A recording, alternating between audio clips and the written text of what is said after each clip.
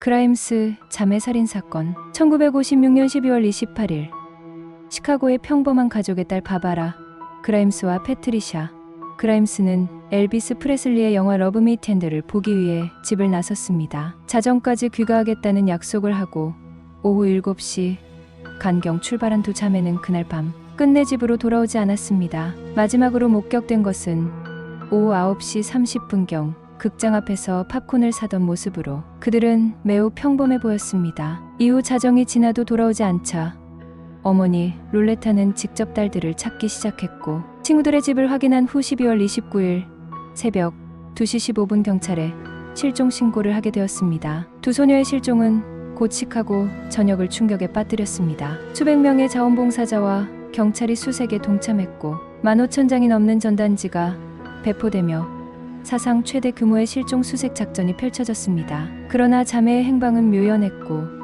목격담만이 수많은 의문을 남긴 채 쏟아져 나왔습니다. 자매가 극장 인근의 버스 정류장에서 버스를 타고 동쪽으로 이동했다는 진술, 웨스턴 애비뉴에서 버스에서 내리는 모습을 보았다는 증언, 그리고 몇몇 사람들이 특정 남성과 함께 있는 것을 보았다는 이야기가 나왔습니다. 하지만 이 모든 목격담이 자매와 관련이 있는지는 확실하지 않았습니다. 1957년 1월 22일 윌로우 스프링스의 외딴 도로에서 자매의 시신이 발견되었습니다. 이를 처음 발견한 레너드 프레스콧은 자신이 본 것이 무엇인지 확신할 수 없어 아내와 함께 돌아와 확인한 후 경찰에 신고했습니다. 두 자매는 나체 상태로 얼어붙어 있었으며 바바라는 몸을 웅크린 자세로 패트리샤는 언니를 덮은 자세로 발견되었습니다. 바바라의 흉부에서는 날카로운 물체에 찔린 자상이 발견되었고 두 자매 모두 심각한 외상을 입고 있었습니다. 부검 결과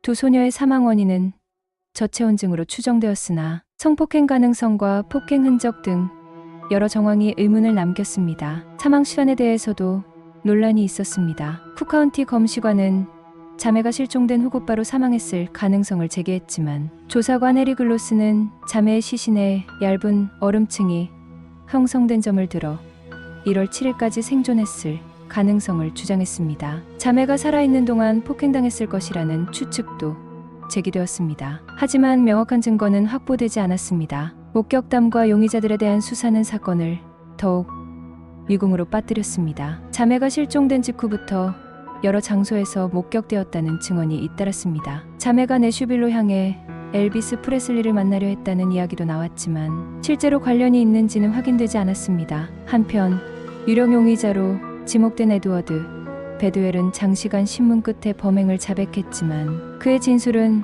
신빙성이 부족하다는 이유로 받아들여지지 않았습니다. 경찰은 수백 명의 용의자를 신문했으나 결정적인 단서를 얻지 못했습니다. 이 사건은 엘비스 프레슬리가 직접 방송을 통해 자매에게 귀가를 호소할 정도로 큰 관심을 받았지만 시간이 지날수록 진실 규명은 점점 더 어려워졌습니다. 사건 이후 그라임스 가족은 수많은 괴롭힘과 협박에 시달렸습니다. 한 익명의 남성은 롤레타 그라임스에게 전화를 걸어 딸들의 죽음을 비웃으며 자신이 범인임을 암시했으나 이 역시 확인되지 않았습니다. 그라임스 자매 사건은 20세기 중반 미국의 가장 미스터리한 살인 사건 중 하나로 남아 있습니다. 경찰과 가족의 노력에도 불구하고 범인은 밝혀지지 않았으며 사건은 미제로 남았습니다. 사건 발생 후 몇십 년이 지난 지금도 진실을 밝히려는 시도가 이어지고 있지만 여전히 미스터리로 가득 차 있습니다.